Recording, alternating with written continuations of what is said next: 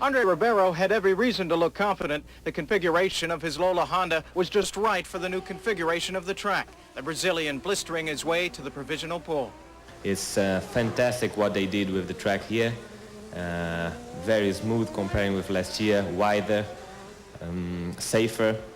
I really think that this corner in front of the pit area is much safer and much nicer. A nice ride for rookie Alex Zanardi as well. He was mere milliseconds behind Ribeiro, despite feeling bogged down by heavy traffic. Today we had also some problems with traffic. Traffic was bad, and it's really easy in a short course like this one to get frustrating, because you go out with new set of tire, and first lap you find somebody, second lap you find somebody, third lap you find somebody. Then the fourth time you find somebody, you send the guy to hell, and I think Scott was one of the one that I sent to hell, because I was getting a little bit frustrating. I mean, that's one thing it's real difficult about you know, the short street circuits.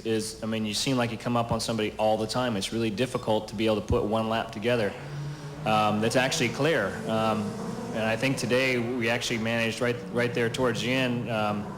Alex was in front of me, and then I was behind him, and we both seemed to be able to put a couple laps together right there at the end of the time. But it's so difficult to get out there and get some open running room where you can really, you know, tie two laps together to get the most out of the car. The Canadian getting the most out of his car all season has been unseasoned rookie Greg Moore.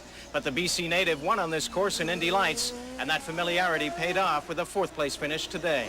You know, I believe that tomorrow we'll go out and we've got some changes we have to do to the car, and I'll drive the car a little bit harder. You know, now that I think about it and I, you know, watch the second session, there's still some places that I can go a little bit faster, and you know, I'm going to try and do a good job tomorrow. I think the track is now a little bit more technical than it used to be. Not the way it used to be for Scott Goodyear. He finished 23rd out of 28th, but it was his first effort back since breaking his back in mid-March. Now, Paul Tracy finished 13th, but at one point was as high as 5th, until a mishap put an end to his day. I caught up with him at his garage and asked him what went wrong, among other things.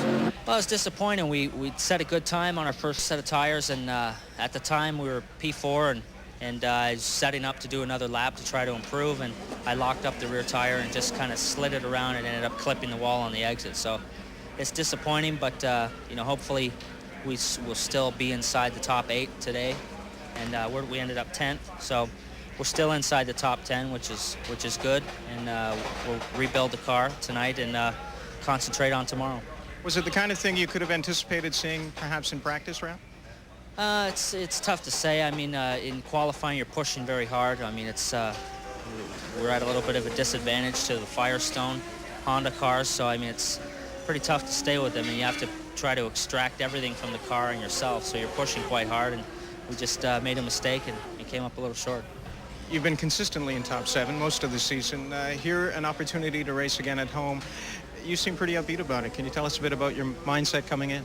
Well, I mean, this is the most important race of the year for me, and it's I put a lot of focus into this race. It's disappointing that we crashed during qualifying, but we'll have a rethink and change the setup a little bit, learn some from what Al and Emerson are going to do in this session, and then hopefully we'll be better tomorrow.